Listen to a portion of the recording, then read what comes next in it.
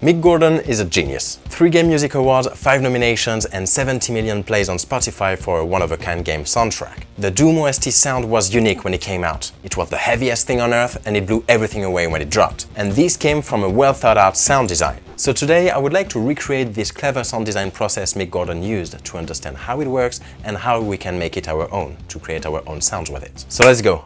Where do we start? Luckily for us, Mick Gordon explained everything about his sound design process in a 1-hour-long conference at the GDC 2017. So if you're here for those sort of geeky details, that's really what we're going to get into. Let's get started. And in his conference, Mick Gordon explained that his goal was to create an effect that would change and adapt depending on the sound we send in it. So I thought, well, what if I designed a system that dynamically produced interesting and appropriate musical bits based on the input? So the Doom sound is very aggressive and very full, and it evolves constantly. The bass sound it started with was a sine wave, a simple sine wave, very low, like a sub. And this sine wave would be sent to 4 different chains of effect, containing a lot of distortion. And then with the system using sidechain compression, the louder chains would duck the others when they play. When the sine wave plays at the loudest, we'll hear the first chain that is full of distortion, and it will duck the other chains. When the sine wave plays a bit quieter, the first chain stops, so we hear the second one that is a combination of distortion and phasers. And this chain also ducks the remaining 2. When the sine wave plays even quieter, the second chain stops, so we hear the third one that is a combination of tape echo, saturation and reverb. And then when the sine wave stops, we hear the last chain of effect that has a feedback loop in it. That means that the sound that goes out of the effect is sent back into it. So where the reverb, for example, that can resonate for a long time. We'll see how to set that up in Ableton Live. So this is the array. And from there, one key thing will happen. No, 2. Okay, 3. First, the sine wave we send to the effects will have a random velocity, so each note can trigger a different chain of effect. Second, when we record, we'll turn a lot of knobs to have the sound evolve in many ways. And third, at the end of this array of effects, everything will go to an extreme compressor that will basically stick everything at 0 dB. So if there's a tiny little sound, almost quiet, it will make it super loud. And that's what will flatten everything and make the sound super aggressive.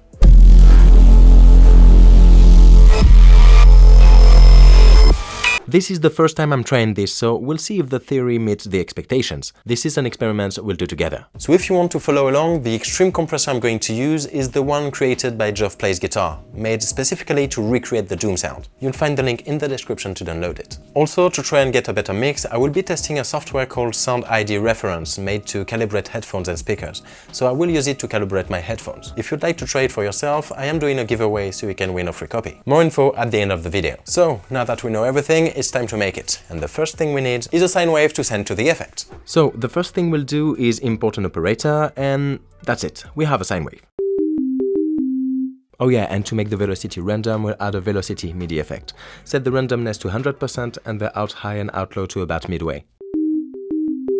And don't forget to put this track in sends only, because we don't want to hear this dry sine wave, we only want it processed by other tracks. Now all we need is the chain of effects, and because I don't want the video to get too long, I will do only 3 chains. Now don't care too much about this sort of thing. These pedals would change, I'd swap stuff out and all that sort of thing, but the concept remained the same. In Mick's diagram, the first chain was made only of distortion, so that's what I'm going to make as well. And this chain would be made only of hardware pedals. These would be pedals by Sonic Cake. This one is Rude Mouse, it's an overdrive pedal.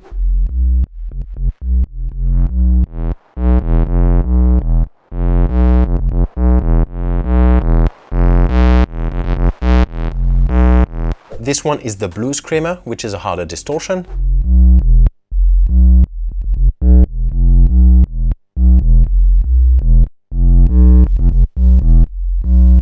And this one is Wave Crush, which is a bit crusher pedal.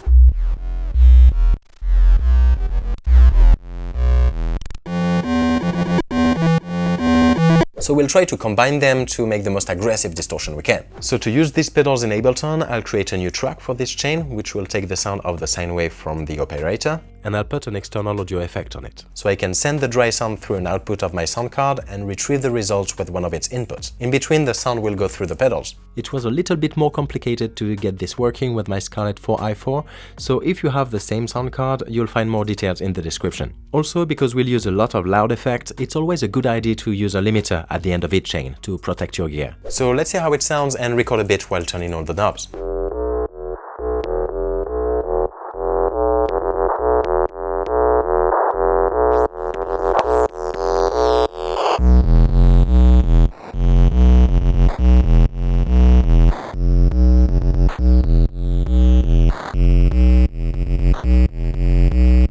If you want to get sonic kick pedals, check the link in the description. The second chain will be made of software effects.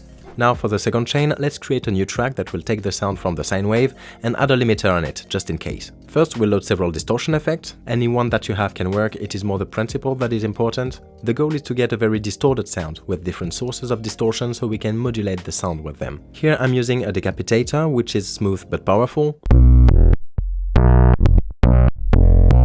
A wave folder from Melda Production, because I love wave folding and this one is free.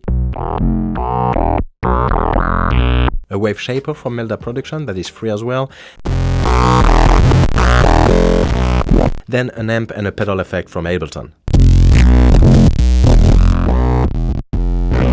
For each one, I'll link the main button to a macro knob to automate it later. One thing that I like to do when using several distortion is to put a low pass filter between each. I'll link every cutoff to a first macro and all the resonances to a second one.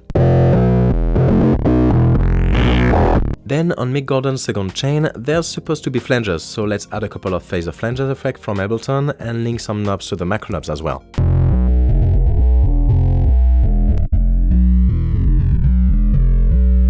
And last thing, because we're doing only 3 chains of effects, we can mix this one with the third one on this diagram, where we can see delays and reverb. So let's add an echo effect to give it a sense of space. Once we have everything, it's time to record some automations with the knobs we have saved on the macros.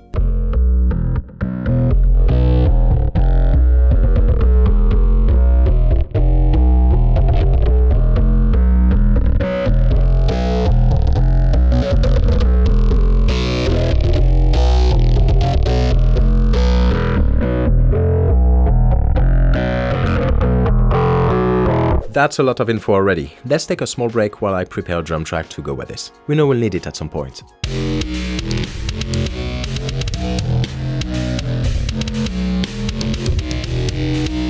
In Mick Gordon's last chain, we can see a feedback loop. The sound is played by a speaker that is picked up by a microphone, and the sound that is recorded is played back by the speaker that is picked up again by the microphone, etc. That's the feedback loop. So let's see how to create that in Ableton Live. Let's create a return track this time and put a limiter on it. This one is the most important limiter of the whole project. If you're doing a feedback loop, really don't forget the limiter. Now we'll send the sine wave to this return track, and then you can right-click on this value here to allow the return track to be sent back into itself. From there, any sound you send to this return track will be processed by any effect you put in there, and then it will be sent back into the track to be processed by the same effects again and again and again.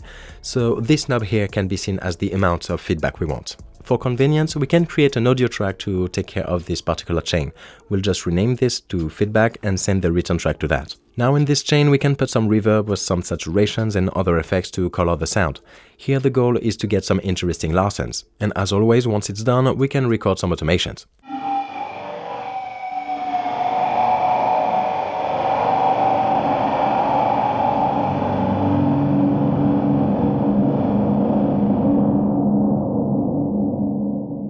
So now, finally, let's check how to manage this chain of effects to make them interact with one another. So different chain of effects can be triggered depending on the velocity of the sine wave that go into them. In this system we want to design, we know that some chains will be activated depending on the volume of the incoming sine wave.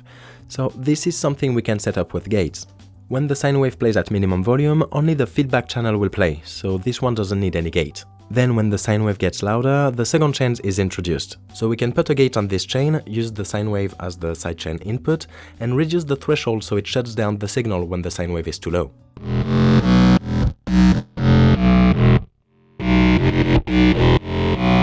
And then when the sine wave is loud enough, the first chain of effects is introduced. So we can put a gate on this one, also with the sine wave in the sidechain input, but with a higher threshold, so the sine wave needs to be louder to get through.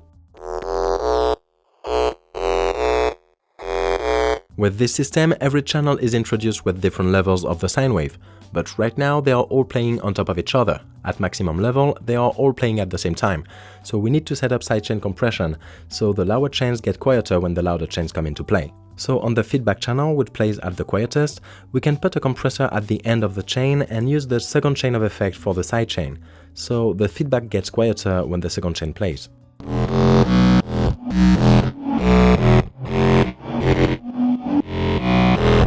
On the second chain, the one that uses software effects, we can put a compressor that will use the first chain for sidechain compression. So the second chain will get quieter when the first one plays. And we can copy this compressor on the feedback channel as well, that won't hurt. Finally, we don't forget to put the Doom compressor on the group to glue everything together and make it extra thick. And with this, we should have everything set up. We have 3 chains of effects that have a lot of movements in them, and each chain leaves room for the others depending on the levels of the incoming signal.